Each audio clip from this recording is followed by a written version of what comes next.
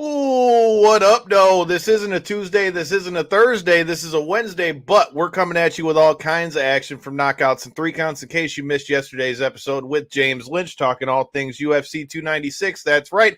We are joined tonight by Miranda Maverick to talk about her new UFC deal, her upcoming fight with Andrea Lee, and a whole lot more, even some pickles. But before we get there, I got to tell you about our sponsors who are bringing you this show, and that is Potter's Tree Service. If you're in the need for tree removal, tree trimming, chipping service, storm damage cleanup, walnut logging, or lot clearing, Potter's Tree Service is the way to go. But hey, clearly I don't have all the information, but this video will tell you everything you need to know. Enjoy the show.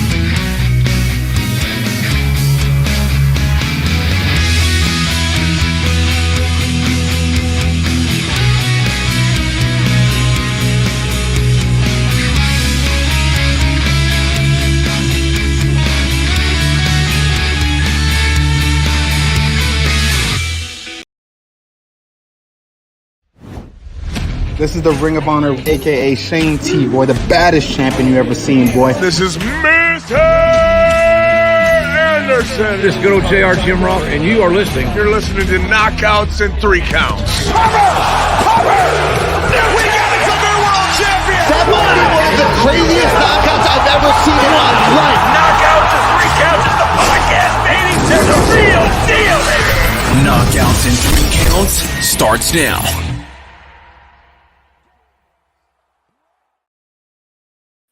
Boom, boom, boom, boom. And just like that, like I said, it isn't Tuesday, it isn't Thursday, but we're back with more podcast gold, and we've got the debut of Miranda Maverick. How are you doing today? Fresh off of IBJJF Worlds, getting the black belt. You busy in these days? Yeah, black belt, black eye, all the same. They're all trophies, right? They're all trophies. Right, exactly. I actually have my black belt right back here hanging up. I'm really excited. Obviously, that was a huge milestone in my career, 9.5 years in jiu-jitsu, and really get to credit jiu-jitsu with my entire journey. Like, started by stepping in the gym one day after training some at home and learning from watching UFC and stuff way back when with my dad and my siblings in the living room. And here I am almost 10 years later fighting for that same promotion that I started to watch for self-defense. Yeah, to transition from that level, even the transition from going to IBJJF guy. Yeah, I'm terrible with that. My dyslexia kicks my ass when it comes to that. It's Wednesday. That being said, to go even from brown belts to winning second place and now becoming a black belt, but like you said, starting that journey and then being where you're at now, man, that it's crazy when you think about it like that, from where you started to where you're at now. It is huge. And, a lot of people, like, even I don't know about how skilled the listeners are as far as experience or knowledge of the sport, but a lot of people are like, oh, well, my grandson has a black belt. He's 13, and they say that kind of stuff. Okay. I remember, as I was a blue belt and as I was a brown belt, and they're like, so what order is that? And I'm like, oh, I suck. I'm I'm still getting there. Eventually I'll have my black belt in 20 more years. And they're like, oh, well, my son or my husband or my cousin or whatever has theirs already, and I'm like, yeah, okay. Whatever sport they're in. Probably not as legitimate, but jiu-jitsu is one of those that literally takes years and years. And if somebody has their black belt, regardless of age, gender, whatever, they're usually able to kick your ass. So can I just say it makes me feel so good to hear somebody else say that they had those stories, because I have a purple belt and I had my cousin who got his black belt, and I believe it wasn't Taekwondo, it was some kind of karate, and I swear all this kid did was run around and kick people in the nuts talking about he's a black belt. And I'm like, kid, I will tie you up in a pretzel in about 2 minutes, and all that kicking you're talking about ain't gonna do shit with it. So that's as good a place as any to start. I always like to know and hear like people's journey as far as to how they got into martial arts. For me, it was growing up with cerebral palsy and Crohn's disease, getting bullied a little bit, and then being the only white kid in the gym in Detroit. So I had quite the different, everybody's got a different story. So how did you find your way to martial arts and lead you to where you're at? Yeah, so I kind of started talking about it, but I grew up and my dad was big on myself and my siblings being able to protect ourselves even when we were young. You know, we had a family member that had something bad happen to them when they were young. And so it was always big about, you know, you're not going to get kidnapped. And if you are, you're going to fight like hell to get out of it, you know? So growing up and stuff, he would watch UFC. We would pause it and do like the go up quarter speed, you know, to where we would watch the moves and literally learn them in the living room, like myself, my two younger siblings, and my dad. And so I knew how to do an arm bar and a rear naked choke and like basic stuff, right? I didn't know exact technique, but against somebody that didn't know what they were doing, I could have gotten it done. And when I turned 16, I was like, you know, I want to actually see if I'm good at this. I've always been strong. I've always been a great athlete, but I've never been the best at anything I did, right? I was good at track and cross country. I was good at basketball. I was good at everything I tried, but never the best. And I was like, you know, I'm probably not going to go to college for this stuff. So let me just see if jiu-jitsu is my thing. I want to be able to compete and just say I competed one time. So I was like, Dad, what do you think? And he's like, hey, if you can find a way to pay for it, go for it. You know, and so I started at a gym that actually had a juvenile class because I was really nervous about training with men. And so went in there, and honestly, within the first week, I told my dad, I was like, I can't do this juvenile class thing. I'm whooping all the kids' butts, and I'm not even having fun. You know, I'm not learning anything. We're going over stuff I learned 3 years ago in the living room floor. And so I jumped into Springfield Fight Club in Springfield, Missouri, and trained with them. I was the only female on the mat, the youngest on the mat, and got just wiped up my first day. You know, they're in this gi, which I had never really seen before or been around. At first I was like, this is goofy and uncomfortable, you know? And I go in there and these white belts that have been training just a month or so are just wiping the floor with me. And I was like, this is the place I need to be. And that's the same gym that I stayed at for years, became a professional under their banner, and then eventually moved to Virginia for grad school. So left them as a result of that. But it was a great experience. And as far as fighting, you know, I went from jiu-jitsu and watched a live fight one time. I was one of those people that was like, no, I don't want punched in the face. You know, I remember you could do that. You could be world champ one day. And I was like, no, I don't want hit. You know, and he's like, okay. Trophies, right? Trophies. And I watched live fights one time, and I think I was 17. And there were these two women fight, and it was the most embarrassing thing I had ever seen. Like, to this day, it's still the most embarrassing thing I've seen. And it was these two girls fighting. One looked like an athlete, right? And the other one looked like a soccer mom who needed to lose a few pounds. And this one came up, got hit once, and she went. And the ref stopped. Oh, no. Were you not ready? Were you not ready? And he timed out, which you never see in a fight. It was a local amateur show, you know. And he starts him again, and the exact same thing happens. The woman comes out, gets punched once, and runs to the corner. And I was just like, well, I can do better than that, you know? And my coaches were like, I don't know, you've never been hit in the face. And I was like, I've literally been kicked by a cow. I'll be okay. And so I mean, if you can take being kicked by a cow. So I decided to give it a shot. And if I liked it and I did good and won my first fight, I would go on to be the best I could be. And if I lost or I didn't like it, I'd never fight again. And here we are. That's so dope. It's funny to hear that, because when I started training, it was in 2006. And the best part was you would go to the fights. And first of all, this is back when it'd be like 20 fight cards every time. And then it would be like people that were in like and one gym shorts talking about I'm a street fighting specialist. And then what would happen is you would get a guy who, like you said, is trained a little bit or watched at least enough UFC to be able to figure out what a guillotine is and figure out what a Kimura and an armbar and the basic submissions are. And you would get one guy that would shoot in and take the other guy down, and you could clearly see that the quote unquote street fighting specialist panicked as soon as they got on the ground. So I've definitely seen a few fights that were like that. Well, you also talked about in the beginning of the interview what it was like for you to be starting out watching the UFC and to be where you're at now. You're coming off a big win against Priscilla Cachoeira with an armbar of all things, like we were just talking about. So first of all, what are your thoughts on that fight? And second of all, how are you feeling now that you just got to re-sign a new deal with the UFC? Yeah, well, if somebody looks at my UFC kind of record, I take short notices a lot. I've only had 2 full fight camps so far. This will be my 3rd, which I'm really excited to have a full fight camp again and to get to enjoy holidays with my family. To be honest, I wish I would have had at least one more fight to finish out the year. It's really frustrating just kind of sitting on a bench for 8 months, staying ready for short notices. I stay ready all the time. I stay very lean. And now I'm looking back saying, man, I could have eaten that piece of pie. And I kind of wish that I knew a little bit more ahead of time whether I could fight or not. But now that I have one scheduled for February, I'm ready. It's go time. As far as my last fight against Priscilla, it was short notice, but I knew about her a little bit. We all kind of get to where we know each other and have watched each other fight, especially if we keep up with the cards, which I don't very often, but I try to watch the flyweight fights at least. And I knew she was a big striker, knew she was tough. She's a very durable girl. I'll give her that. And basically we were like, all right, get it to the ground and we win. And it's like, yeah. And even my striking, I felt very confident against her. I went in there and pieced her up on the feet too before I took her down. So I was confident in all areas with Priscilla. It was one of those short notices I got called for it and I didn't even have to call anyone else to confirm. I was just like, done, I'm taking it. Thanks. There it is. What was it about the matchup? Was it the matchup itself that made you that sure about it, where you didn't where there was no thought to it? Or is it just, fuck it, I'm fighting whoever they're putting me in there?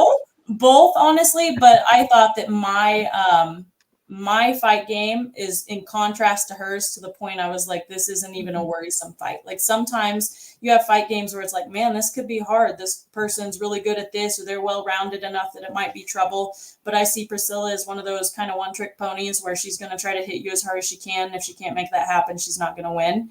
And I'm a very durable fighter. I've never really taken a hit where I'm like, okay, I'm out of it now. And on top of that, I knew I was faster than her. I'm younger than her. And I was ready to go as soon as they called me. Plus, I had just gotten off that loss against Jasmine, and that definitely fuels it too. I had hurt my eye in that fight and lost, not necessarily due to the eye, but it definitely had a big effect. Who knows what would have happened if I was fine, but I was doing good, got my eye hurt, kind of panicked in there and did poorly the last round and a half. And after coming off a loss, it's one of those feelings where it's like, I just want it back. I hate losing. They always say winners don't like losing, and I try to be a winner in everything that I do. And I hate losing. Like it feels like complete life failure, not just failure to fight. This is my career. This is my income on the line. Every time that I step in there, it's not just like, oh, I lost, big deal. Like that's not it. And when people say you either win or you learn, I get so angry at that phrase. It's actually one of my least favorite phrases because it's like, why can't I win and learn? I can win and learn just like I can lose and learn, right? So I see it that way. I've always looked at, especially with competition, it's like it's one thing to lose, but if you're okay with losing, that's where there's the problem. I am not okay. I don't care what we're doing. I don't care what it's for. Warrior spirit, Kyle. That's what you got in there. That's that dog in you, man. It's just one of those things, like she just said, though. Like I said, there's such a difference between losing and, like she said, the whole old saying, losing and being able to learn from it. It's one thing to lose and say, okay, this sucked. I need to get back. I want to get back in there and fight again versus I lost. Oh, well, shit. I went in there and gave it my best. Like, especially when you're talking about a level like you're at, I feel like at that point, that's when you need to really evaluate whether or not you still want to be in there. And that's something we'll talk about with maybe a couple of these fights that we have coming up at UFC 296. But with that said, I mean, you've already mentioned, you've got your next fight lined up. How are you feeling about fighting Andrea Lee, and how do you feel about getting to set 2024 off with a bang? I'm really excited about it. Like I said, I wish I would have had the fight a little bit sooner. Andrea and I had texted back and forth. I think it was October. I posted about it, a month ago or so. And I just texted her and was like, hey, are you down to fight in December, January? I don't see if you have a fight booked. And she was like, yeah, actually, that would be great. And I was like, cool. Can you message Mick? I'm going to message Mick and I'll make a post about it. And we'll try to get some hype around it. And she was like, sounds good. And I was like, all right. And so I made a post, so everybody's like, oh, great matchmaking. I'm like, we matched ourselves. I'm giving the credit to somebody else. Exactly. And so we both messaged him. He sent back like thumbs up, fist bumps. And we were like, all right, sweet. We're going to be fighting in December or something. No, it's like, well, the card's full to here. The card's full to there, which is always political. They're never actually full. And we get that. But finally got the call a couple weeks ago and was like, all right, this date, will it work? And I was like, any date works. I'm taking it. Let's go. So I was really happy to fight Andrea. She's one of those people that has been on my radar since Invicta, and I get along with her well. There's no bad blood or anything like that. That's why I'm texting her, instead of just calling her out and being a jerk. And I wanted to make sure I was respectful about it and everything. We have trained together like 3 days. It's not like we were training partners or anything, but sparred a little bit together and stuff. And it's been years since then. And I was like, this will be a fun fight. I think it's good hype.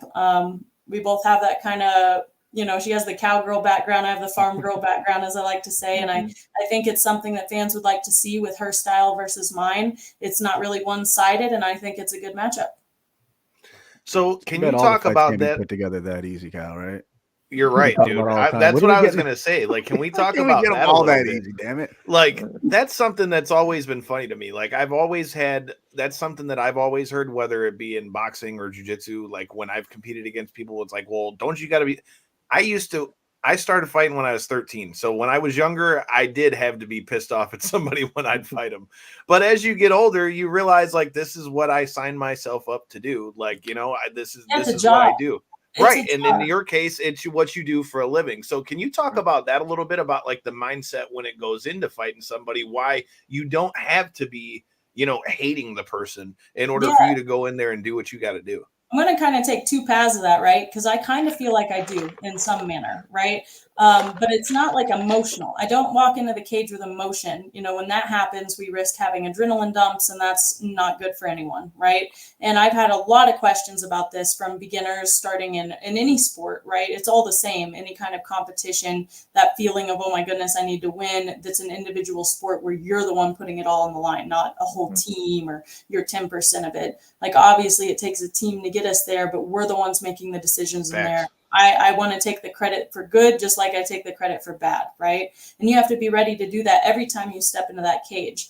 And for me, because I make income off of this, because this is, I would say, 50% at least of like my life right now, as far as this is all I'm doing, I go in there thinking this person is standing in the way of my dreams. This person is standing in the way of every dime that I'm making. This person is the reason I had to sweat. This person is the reason I had to cut weight. This person's the reason I've gotten a black eye. This person's the reason everything in my life is miserable, right? And I don't think about that the whole camp leading up to it necessarily. I can be best friends with the person. But when I walk into that cage, I just get myself to where I'm like, you're in my way and you're about to be moved out of the way, right? And once I'm done, it's great. We can hug it out. We can shake hands. It's all good and great as long as they're respectful back. Every once in a while, there's the bad blood that keeps carrying over. A lot of it's for show. But I know, I have a couple people that I'm like, yeah, I just don't like them. I never will like them. I'll fight them any day, anytime. But most girls and guys, we're respectful back and forth. This is a sport where we all know how much goes into this. We all know how hard we're working in there. They say, well, you're the hardest worker in the room. And it's like, all of us are the hardest worker in the room. If you're not, you're nobody. You might as well get out of the UFC. You're never going to make it. Yeah, sometimes it can be a real fight, and sometimes it can be more of a competition between two athletes. And that's, you see that a lot in the fights where you'll see bad blood boil over, and we see that coming into this weekend's pay-per-view in some of the matches. And then you see where it's just a respectful matchup between two top-level athletes that are trying to prove who's the better in this particular stylistic matchup. Exactly. I will say not a problem. Maybe it's a good thing in a lot of ways, but MMA is an entertainment industry at the end of the day, right? Yeah. And we're there to entertain. So a lot of the bad blood and stuff that people have, like I have personally known people that literally text back and forth. They're great friends, but they're trying to hype up the fans by acting like they hate each other about something they texted back and forth about to make a story, right? That's how WWE, that's how all the pro wrestling. There you go. I was about to say. That's where we got it from. MMA is trying to go, which I think is great from a fan. I mean, they are owned by the same company now. Yeah, now they are. But it does suck for those of us who aren't trying to be bad guy. You know, it's really hard to not be a heel and be a fan favorite, if that makes sense, without doing something extreme. You know, the girls either shake their ass on Instagram or they're assholes. And that's really the only way that fans are like, woo, beyond like a small group of them. Yeah, it's unfortunate too, because just hearing you on here for the 20 minutes or whatever we've been on now, you're very well spoken. I can see how, you know, you would garner such a a big fanfare and stuff like that. But to your point, it seems like like the Nate Diaz's of the world and stuff like that garner way more attention than the people like yourselves who, you know, more well spoken and can really hold a well conversation sometimes. Of course, I think people see it as like, oh, I can talk shit on this person and be fine, or there's something I can dislike this person about, or like get behind because they're more relatable. And for me, I try to be a good role model, and I'd say really that's the core of who I am. So I attract like a certain audience, but the others are just kind of like, she's not entertaining and she doesn't, you know, use OnlyFans. So, well, so that leads right into the other one of the other questions we had for you. So you brought it up, but we are also a pro wrestling show. We just got back from Chicago, and I was in the Survivor Series press conference for WWE and all that good stuff. So shout out to them for bringing us out. But with that said, I get the drift that Miranda Maverick was not a wrestling fan. No, that's not true. I actually did. No, all right, cool. I actually did. If you guys don't know about it, I trained pro wrestling last year for like 8 months. I didn't know this, so please tell me about this. And Corey knew and I didn't. Son of a bitch. Mark it in red. I've seen it on the socials a long time Mark ago. it in red, son of a bitch. You were talking about potentially making that move. I had seen that. Yeah, so I went to the Rocky Mountain Pro and was training with them for a few months. And honestly, it's because of injury that I kind of stopped. I was getting to where I was making enough money with fighting and stuff that I was like, this is just hurting me. Like I was training 4 hours a week doing the pro wrestling, which doesn't sound like a lot, but with all my other training, it was a ton. It is. And meanwhile, that's all they're doing. You know, that's all those other pro wrestlers are doing. And I was athletic and doing good, of course. I did have a problem with the whole shit talking. So we were trying to kind of figure out my character without me having to like flip the bird to the camera every 2 seconds. That and just some of the people there, I obviously didn't vibe with too well. It brings a certain type of crowd, certain promotions do. And I had gotten good though. Like I was getting to the point where I could get it handled, and we were about to make kind of my debut. And I was like, I really need to take a step back and decide if this is what I want to do before I make a debut and then quit the week later, you know? And so I got to where I was doing like the practice matches, but I finally was like, this isn't worth it. I'm hurting my back real bad, which I'd already had injuries with, and doing the bumps was just not helping, especially when almost all my matches were against big dudes. And I was like, this is terrible. I'm strong and can do it, but it's not helping my body physically.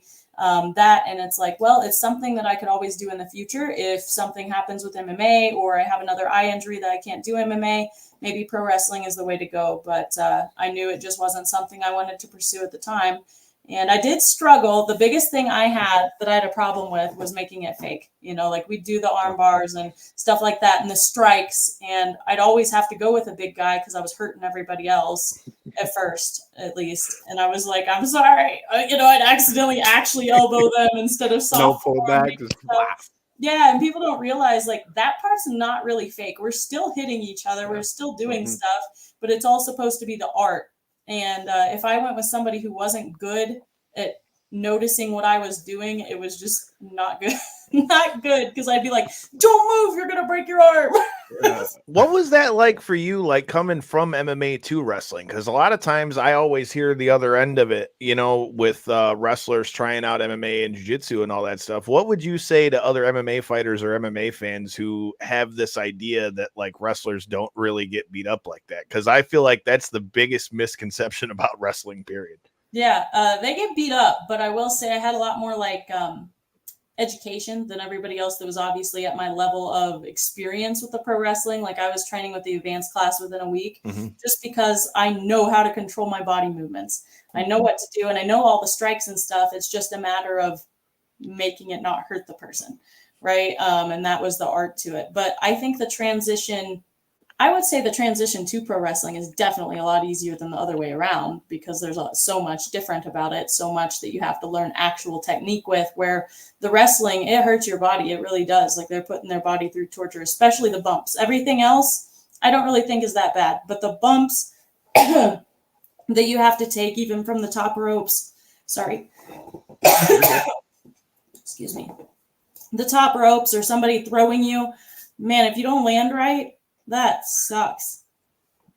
Yeah. I mean, you see clips come out all the time. I mean, Ronda Rousey just had one where she made her return and then took a significant bump on the back of her, neck right there. And I was like, I cover the show more as the MMA side. And I'm like, man, that's like you say, is it worth the potential pain that you could be putting yourself through with just one wrong those ball, mats ain't soft. Exactly. I had somebody, so we were doing like the pile driver where they lift you over your head and drop them. Yep. And they had me going with a newer person, and I got landed on my head twice in a day, and that was the day I stopped. I was like, no, like I had such a bad sneer from it, and I was like, I'm going to be paralyzed. Like I can't be doing this and then going to sparring the next day to spar with Rose and Raquel and get my ass kicked because I have a messed up neck from pro wrestling. I'm not even making money at it yet, So it was a hard decision. And I talked to my family about it and stuff. And I was just like, yeah, this is going to have to either be something for later or something not at all that I can say, hey, I did this and it was cool, and I got the experience, and now time to kind of focus back on where my career path is currently. Hey, that was a bit of an odd question on this, but anything that you learned in the professional wrestling realm that helped you in the fighting realm? Honestly, no. No? Okay, I was just curious. I taught them like a lot of stuff. I was like, what about this? What about this move? Hey, this is like an omoplata. It would look really cool if you flipped with this and did, So I would help from that perspective. I don't really think there was anything I could carry over, honestly. Maybe if I was less like high up, but because I know the wrestling and I know the jiu-jitsu and stuff, it was really hard for them to kind of teach me stuff. Get one on you, yeah. I figured as much, but I was wondering if there would be some silly, I kind of feel bad saying that, but no, I don't think I walked away with any new techniques. But it makes sense though, because that's the biggest thing for like MMA fighters that have gone over to wrestling, or wrestlers that, and that kind of thing, because if you already have that grappling base, for whether it be jiu-jitsu or collegiate wrestling or whatever it is, it makes falling and a lot of those things. I mean, not that it doesn't still hurt, but you already kind of know how to fall if you've done jiu-jitsu or anything like that, at least if you went to a half-assed good school. So and that's why they work with your strengths in pro wrestling, right? They don't really even want you to learn anything new if you already have experience with it. They're just like, okay, your character is going to be good at this because you are good at this, right? Go. Right. Yeah. And that was, I think, obviously, I mean, other than the name that she had, I mean, that's what made Ronda work so well. Everybody knew that she could legitimately fuck up anybody that was in the ring. Like I mean, there's no other way to put it. Like, I was there at her debut. I was there when they main evented WrestleMania. I was there for a bunch of those. And I mean, I think if Ronda didn't have the background that she had, she wouldn't have had the impact that she did in wrestling. But I know that we're running short on time. So before I let you get out of here, we got to talk about these damn pickles, all right? Because I did not know, number one, that there were that many different kinds of pickles, number one. Number two, how'd you get into growing them and making them from scratch? And number three, we definitely are going to have to get some pickles, and we'll try them out here on the show. That would be great. So one, I'm not making them myself yet. This summer is going to be when I start doing that. I'm going to be making the cucumbers on the ranch in Missouri. So the cucumbers are not mine raised. I'm buying them, but they are organic cucumbers right now. So that part kind of sucks because they're not going to be as good as like the farm raised ones, of course. But, they're as good as I can get access to this time of year from local shops and stuff. But I got into canning because I grew up, on a ranch, on a farm where we canned our own stuff. We grew our own garden. Like, I know life skills, I guess you'd say, like that I'm like, why don't I just do this? And it really didn't start as I'm going to make a pickle business, even though amusingly my dad has suggested it before, because do a good job with them. You know, we've given them to neighbors and friends, and everybody loves them. And so I was actually canning for myself, for my family, for friends, and was getting that all done. And I ended up making a story about it and just being like, doing housework, you know, canning pickles. And people were like, what? You can can pickles? Could we buy a jar? Could I buy a jar? And I got like 3 messages within like 10 minutes of posting this story. And I was like, you know what? I could. Like, let me ask if people would be interested. And so I made a post like questioning, hey, if I did this and started like a little side hobby, who would get some? And got many responses. And I was like, all right, talk to my husband, talk to my sister. And I was like, you going to help me out with this? Because I'm gonna start this. And went and bought some canning pots and bought a bunch of jars and got busy. And yeah, I had a lot of people ask for different flavors. Like, I'm not a spicy fan. I'm not, especially with pickles. And I was like, I'll have to find different recipes. I had a couple already, but I've never like eaten them. So it's hard for me to know, is this good? Is this bad? So I had to like find friends. I was like, hey, do you like sour pickles? Do you like these spicy pickles? And some of them honestly look gross.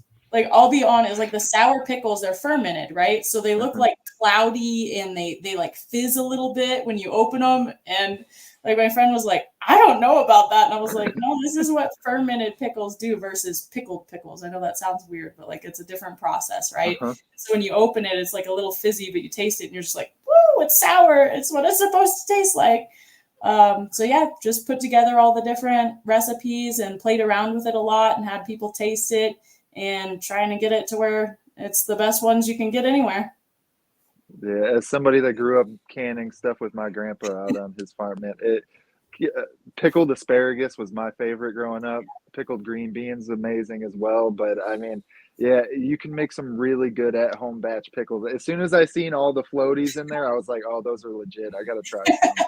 I got to. He says we got to try the sour dill one, man.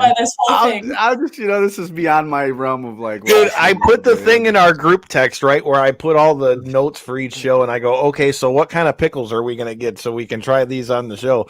J-Bone's like, I don't know shit about pickles. Corey's like, I got a whole detailed breakdown of what's good. Corey pulled out his what's book good. like, well, look at this. Dude, he probably just asked Robin, what kind of fucking pickles do you like?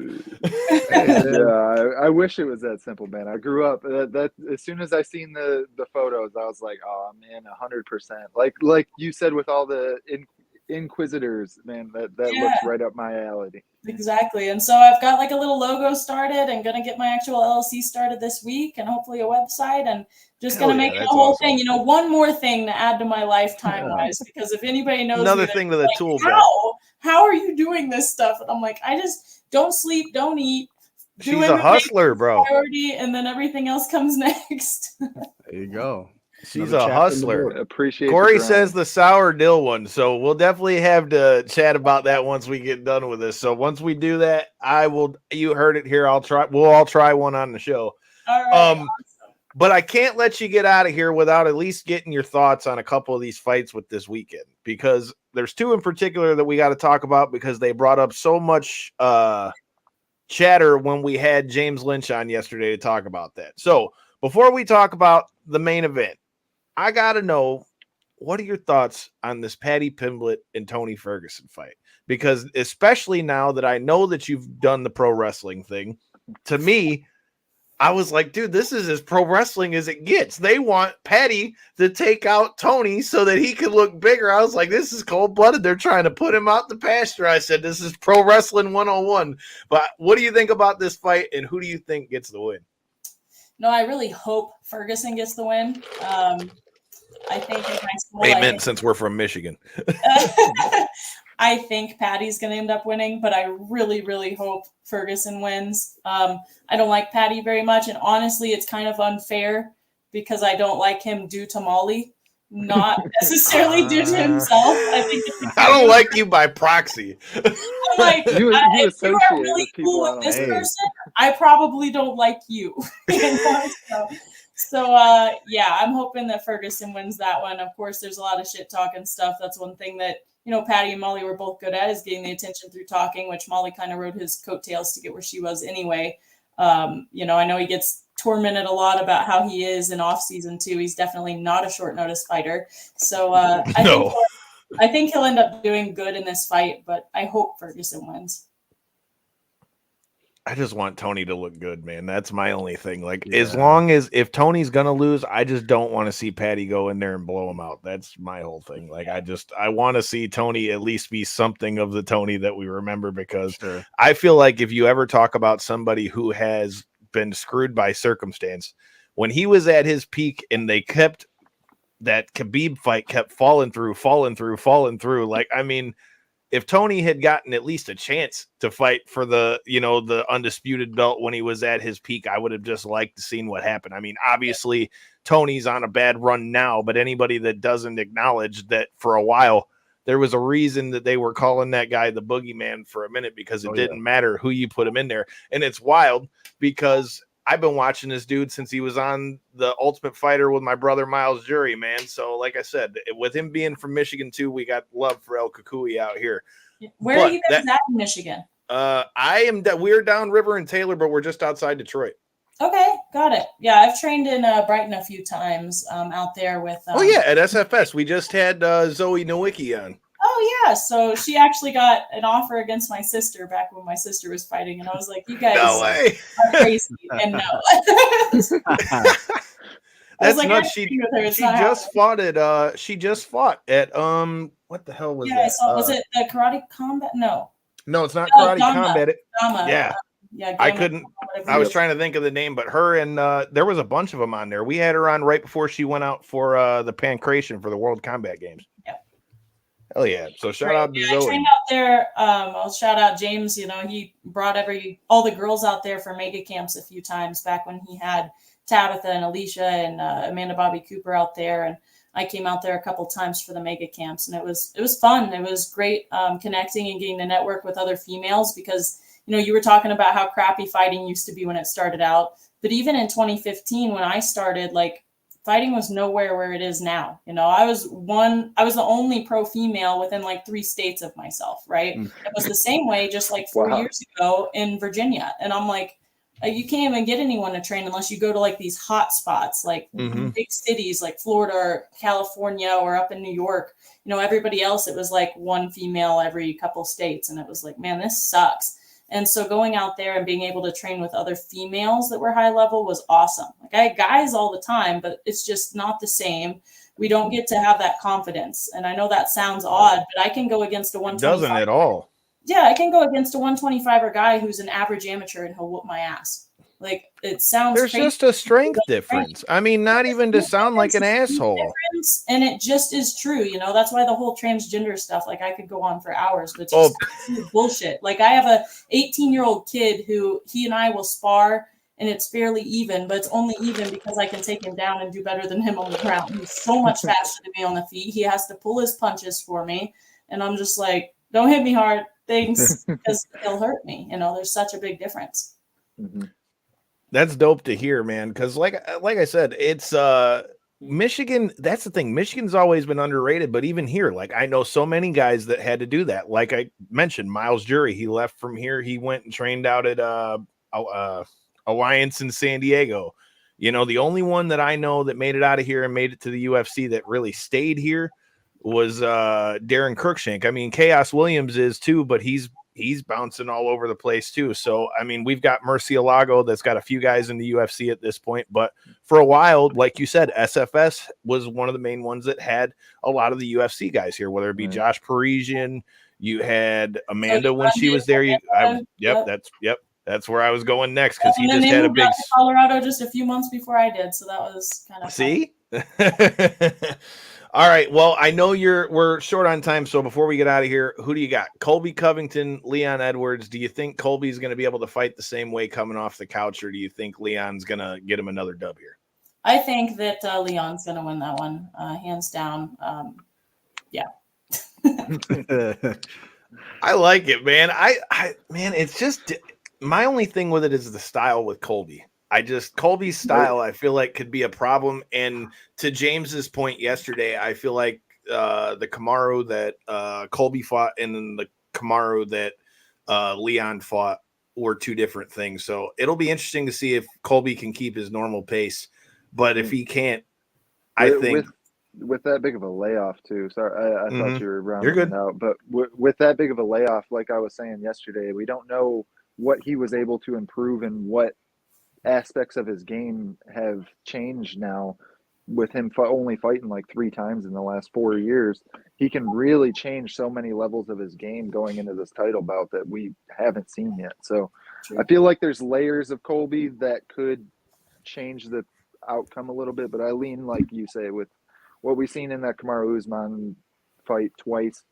It's kind of hard to go against Leon Edwards right now. Yeah, but and I think Leon also like has shown the most improvement between fights every time too. I think that he's still like evolving as a fighter, and I feel like Covington's more kind of just this is how he fights, this is how everyone knows he's gonna fight. So I would definitely go with him with Leon Edwards for this one. You heard it here first. We'll make sure you don't miss her fight against Andrea Lee and all the stuff that's coming. Get you some pickles. But before we let you get out of here, Miranda, let them know where they can catch you and find you, all your social medias, and let them know when you're fighting again. Yeah, you guys can get pickles or shirts or anything that you guys want. You can just still got the boxing gloves. Yeah, I still got those too. You guys can just message me. I know that's not the most convenient way. I'm trying to get a website out for the pickles right away.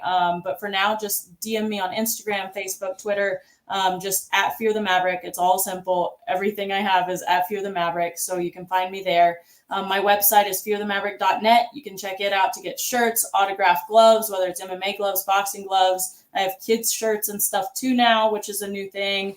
I've got hoodies to keep you guys warm. So check out all the different stuff, autographed pictures, even the autographed collector cards, which actually right after this, I'm going to go do sports card breaking if you want to go check that out on UFC Sports Card on Facebook. So I've been kind of doing that on the side too. And that started from my dad showing some interest in my cards, because that's how we found out about him, is he was checking them out and he's like, oh, I want some of these. And so I was having to ask people even what they were, because I didn't really know like where they came from, how they worked. And now I'm the one breaking the cards. So it's been nice doing that too. But yeah, guys, go check me out, fearthemaverick.net, or message me on any of the platforms and support me. You heard it. Make sure you hit that subscribe button here. You heard it. We're over 1,000 subscribers now. Make sure we keep the numbers up. We'll see you if you're going to be here live for WWE December 27th. And make sure you're back here tomorrow night, 9 p.m., as we've got Justin Valentine from Roar Around the Ring from 101 The Rift dropping through tomorrow night, 9 p.m. Make sure you hit that button. Until next time, in the in-between time, peace.